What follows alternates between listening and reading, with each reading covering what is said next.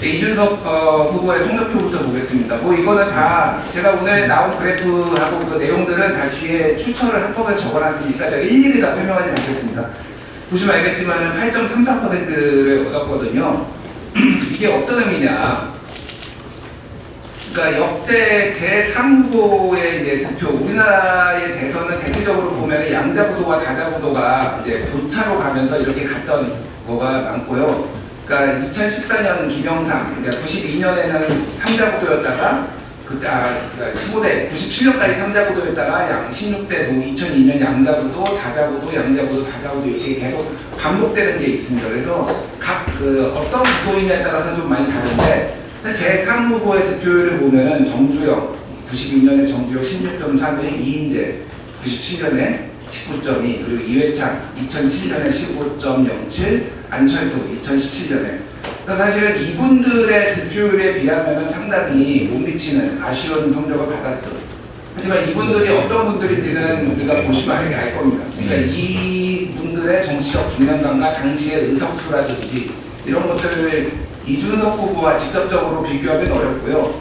다만 이제 어떤 사람들이 그러면은 또 득표를 어느 정도 했느냐 보면은 그때 92년에 박찬종 후보가 6.4% 얻었고요. 그리고 2002년에 권영길 민주노동당 후보가 3.6을 얻었고 2007년에 노무현 후보가 5.8, 그리고 2017년에 유승민 6.8, 심상정 6.2. 지금 언급했던, 그리고 좀 더 거슬러 올라가면 87년에 김종필 8.1이거든요. 지금 언급했던 사람들보다는 이준석 후보가 더 많이 얻었습니다. 그러니까 이거는 대단한 성과다, 사실은. 세석 정당에 만든 지 1년 반 정도밖에 안 되는 정당에서 이 정도 성과는 무시할 수 없는 성과다라는 것을 좀 말씀을 드리겠습니다. 지지율이 어떻게 변했는지를 좀 보겠습니다. 예. 왼쪽 거는 갤럽 거고 오른쪽은 이제 리얼미터인데 리얼미터 거는 5월부터 좀 압축해서 보여주는 거고요. 이준석 후보의 지지율은 계속 낮다가 5월에 들어서면서 본격적으로 대선에 들어서면서 급속도로 이제 상승을 한 것을 볼 수가 있습니다. 그래서 그것도 시간이 지나면 지날수록 점점 올라가는 것을 이제 볼 수가 있죠. 뭐 이건 개혁신당 내부에서 좀 평가를 해주셔야 되겠지만 제가 듣기로는 사실은 근데 이 타임라인이 조금 더 늦춰졌다. 더 빨리 사실은 이게 어느 정도 올라갔었어야지 본인들이 원했던 소기의 성과를 얻을 수가 있었는데 그 뒤에 나왔던 각종 실수라든지 이런 것들이 좀 그런 조급함 때문에 벌어진 게 아닌가 이런 생각이 들고요.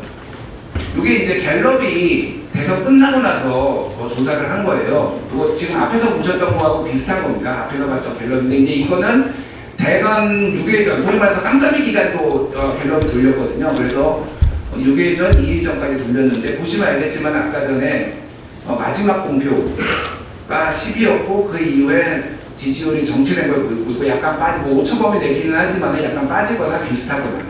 그러니까 계속 상승세를 타던 이준석 후보의 지지율은 결국은 막판에 이르러서는 한계에 도달했다. 보통 이제 여론조사 공표공지 기간에 우리가 하면은 그 곡선을 이전 곡선을 이어서 보려는 게 있었거든요. 그러면 이준석은 여기에서 그 전에 그 상승세를 봤을 때는 13 정도 찍어 12에서 13 정도 찍는 게 보통은 우리가 상상할 수 있는 그런 거였는데 여기에서 오히려 약간 꺾였다. 이렇게 좀 보시면 되고 이거는 뭐 여러 가지 이유가 있겠죠. 지지층들의 결집이고 이제 막판에 김문수 후보가 많이 올랐고 이재명 후보는 좀 빠져서 이렇게 좀 결과적으로 이제 조정이 좀 됐다라고 보시면 될 것 같습니다. 이게 이제 여론M이라고 MBC가 모둠으로 만든 거거든요. 어차피 비슷해요. 다 중요한 국면에 어떤 일들이 있었는지를 보여주는 건데 공식 선거운동 시작을 하면서 많이 올랐고 그 다음에 윤석열 국민의힘 탈당이라는 이런 이벤트들이 좀 있었습니다. 이걸 이제 데이터로 보면요. 이거는 메타조사라서 그 당시에 있었던 여론조사를 다 모둠으로 해가지고 그걸 가중치로 이제 서울대에서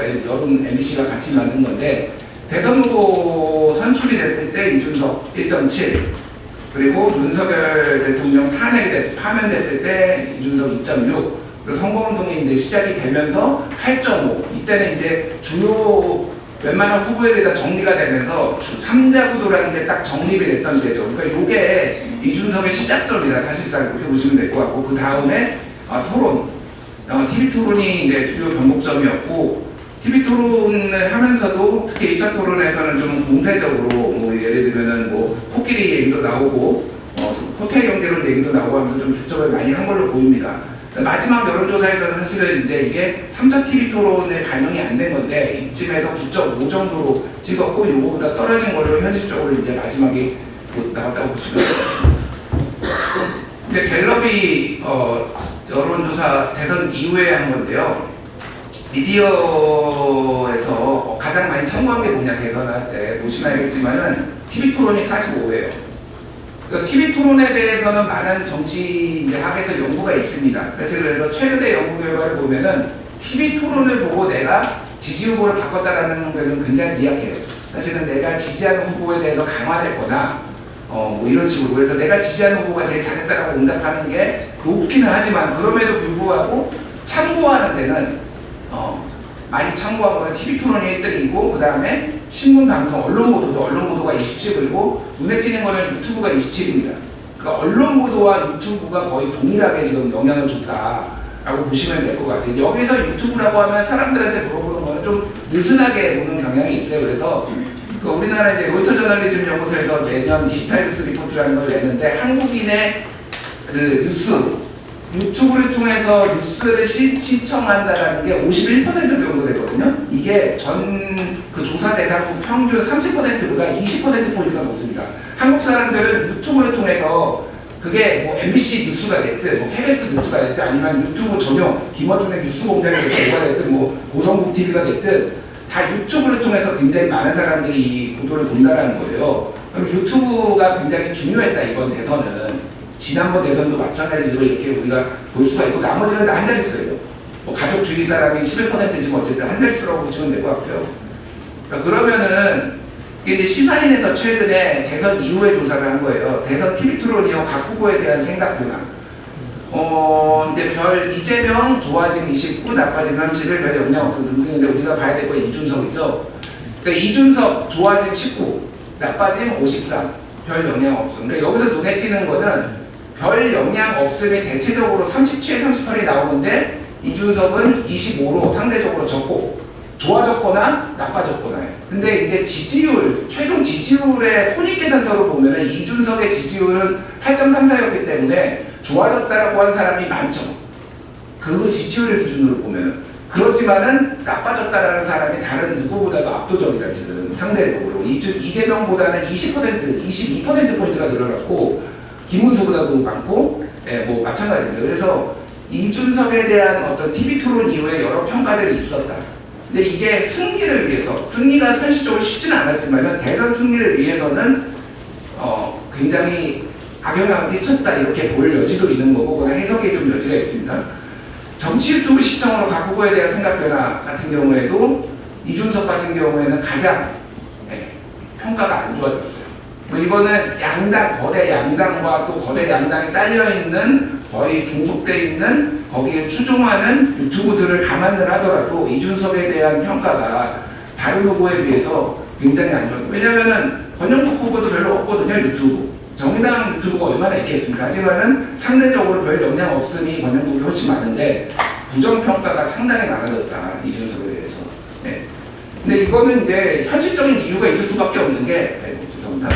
각 대선 후보 투표자의 지지 강도를 보면은요, 이재명 적극 지지자 46, 김문수 29, 이준석 21. 그래서 가장 약합니다. 이거는 이 당의 성격상 어쩔 수 없어요. 왜냐하면 주 지지자층이 2030이라는 거는 상대적으로 스윙보다 성격이 강하고 상대적으로 양 당의 중간에 낀 정당은 상대적으로 지지층의 강도가 낮을 수밖에 없거든요.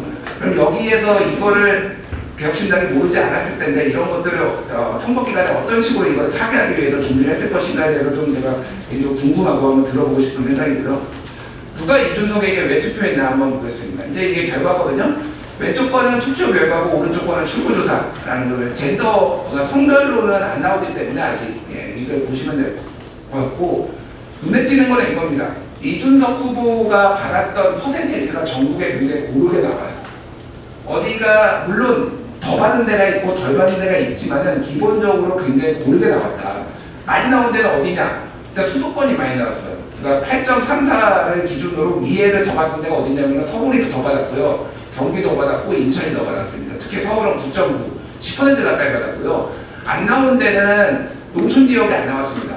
전북 5.5, 그리고 전남 4.7, 그리고 경북 6.7, 상대적으로 보수 후보 성격이 강하기 때문에 경북에서 좀 더 나오긴 했지만은 상대적으로 좀 낮게 나왔다. 그리고 울산이나 대구에서도 좀 도시 쪽에서 좀 높게 나온 걸 이제 보실 수가 있습니다. 이거를 이제 지역으로 보면은 사실은 이준석 후보는 득표율이 전국적이다라고 보는 게 맞아요.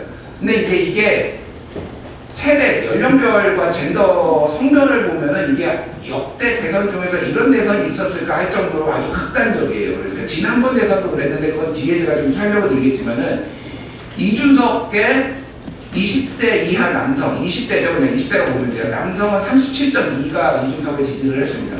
여성은 10.3, 거의 3.7의 4배 가까이 차이가 나요.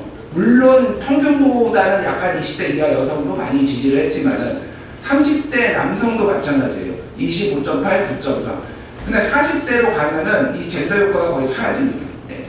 그러니까 이거는 이재명 후보에 대한 지지도 마찬가지고 상대적으로 김문수 후보도 있지만 이재명 후보에 대한 지지가 20대 남녀가 극단적으로 거의 2.5배 차이가 나는 24대 58점. 이게 지난번 2022년 대선에서도 그랬거든요. 20대 남성은 65%가 윤석열을 찍었고 65% 20대 여성은 65%가 이재명을 찍었는데 그게 지금 비슷하게 하지만 더 강화됐다. 지금 이 모양새가 그렇습니다.